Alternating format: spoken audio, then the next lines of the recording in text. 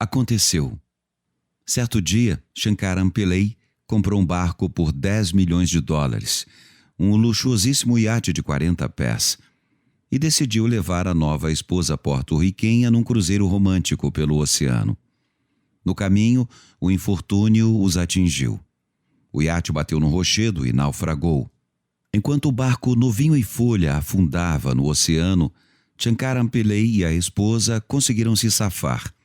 Eles nadaram para salvar a própria vida e, finalmente, chegaram à praia de uma ilhota próxima, uma faixa de terra arenosa, no meio do nada, completamente desprovida de vegetação. Shankaran Pillai e a esposa tinham algumas latas de comida. Sabiam que só durariam poucos dias. Estavam encalacrados.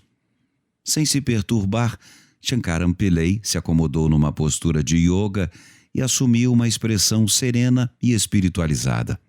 O temperamento da mulher, no entanto, era um pouco mais volátil. "Estamos perdidos", disse ela chorando.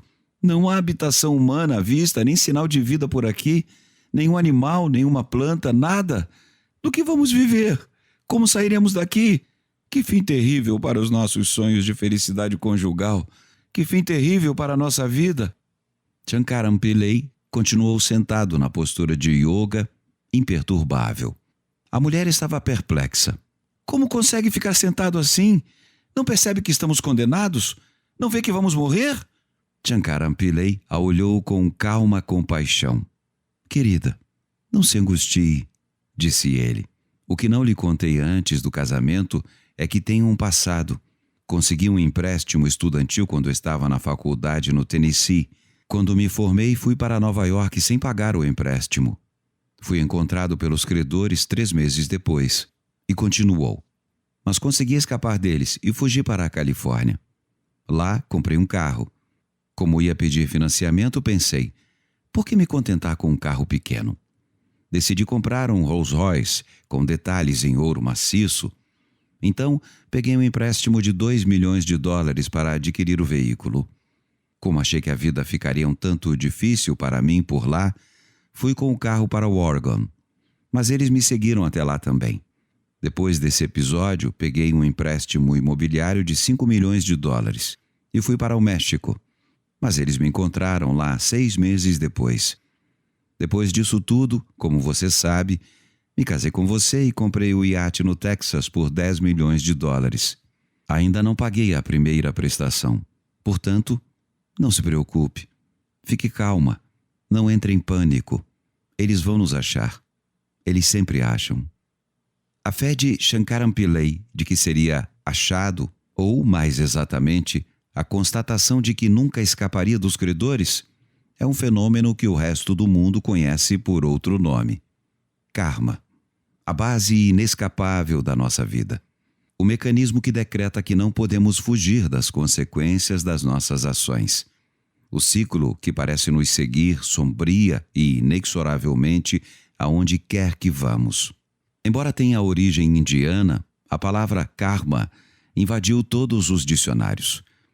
Não é apenas o tema de livros de metafísica e de tratados acadêmicos.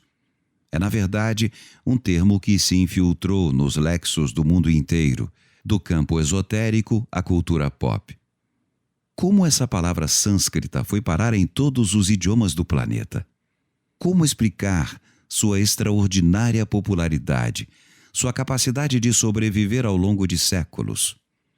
Há muitas maneiras de explicar esse fato.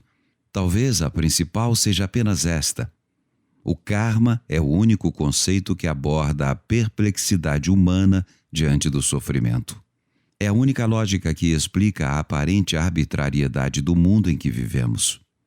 De que outra maneira entender a onipresença da angústia humana?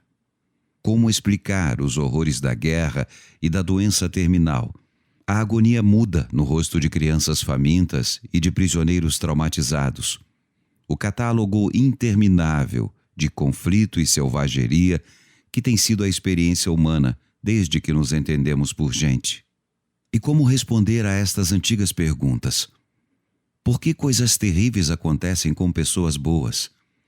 Por que a fortuna favorece com tanta frequência os que parecem cruéis, maldosos ou moralmente questionáveis? Por que as circunstâncias da vida parecem tão aleatórias e caprichosas? Por que às vezes parece que Deus joga a bolinha de gude com o mundo? Isso se é que ele existe. Por que o universo parece um lugar hostil, sem lei e desgovernado?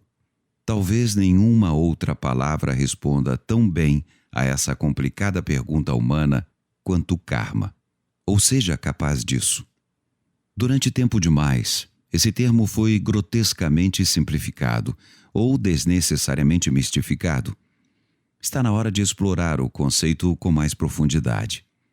Está na hora de entender a palavra mais usada e abusada e, ao mesmo tempo, mais indispensável do vocabulário espiritual do mundo. Está na hora de examinar como o karma se conecta às áreas mais cruciais da indagação humana, o sentido da vida e, acima de tudo, como vivê-la. Este audiolivro espera ser tanto uma exploração quanto um guia para oferecer ao ouvinte os segredos de uma vida com alegria e inteligência no mundo desafiador. No processo, busca restaurar o potencial transformador original da palavra karma. Espera remover os mal-entendidos que lhe foram acrescentados e enxergar o karma em todo o seu poder intocado e em toda a sua ressonância explosiva. No audiolivro, vou apresentar uma série de sutras para ajudar você a navegar pelo mundo do karma. Sutra literalmente significa fio. Ninguém usa um colar por causa do fio, mas sem fio não há colar. Na cultura yógica, o guru tradicionalmente oferece aos alunos um fio adicional de orientação para conduzi-los pela vida. Mas este volume espera oferecer aos ouvintes tanto orientações quanto uma exposição detalhada do tema do karma. Ele traz, ao mesmo tempo, os indicadores e o quadro mais amplo. Em outras palavras, tanto o fio quanto o colar. O audiolivro se divide em 3 partes. A primeira explora o karma como fonte de emaranhamento. A segunda explora as possibilidades de se libertar desse emaranhamento. A terceira aborda perguntas frequentes sobre o assunto. A primeira parte examina o funcionamento intrincado do mecanismo kármico, que é muito mais complexo do que a maioria pensa. A segunda parte apresenta a noção de karma yoga, as maneiras de abordar o karma, lidar com ele e também se libertar dele. Essa sessão tem um viés mais prático, mas o yoga é uma ciência que não pode ser transmitida em toda a sua profundidade por meio de um audiolivro, e exige dedicação e treinamento sob a orientação de um mestre espiritual para ser verdadeiramente transformadora. No entanto, um audiolivro pode lançar luz sobre um possível caminho e inspirá-lo, e é isso que essa sessão espera fazer. Um aviso. À medida que avançar mais fundo neste audiolivro, você vai encontrar vários termos técnicos. Mas não desanime. Consulte o glossário no PDF que acompanha este audiolivro se precisar. O karma não é um tema poético, mas um campo complexo, que envolve conceitos e distinções muito precisos, clínicos até. Mas tampouco é um tema estéril. Ele é a base da existência humana. Uma questão de vida e morte, de fato.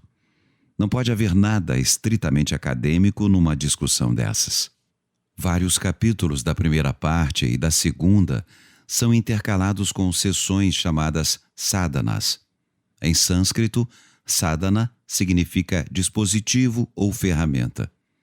Essas ferramentas lhe dão a oportunidade de pôr em prática algumas noções encontradas em cada capítulo e de colocá-las à prova no laboratório da sua experiência pessoal. A terceira parte é dedicada a perguntas. São perguntas profundas e sinceras. Perguntas que me fizeram em programas e conversas ao longo de mais de 3 décadas e meia. Perguntas que retornam simplesmente porque a curiosidade humana sobre o karma é duradoura e persistente, muitas vezes urgente.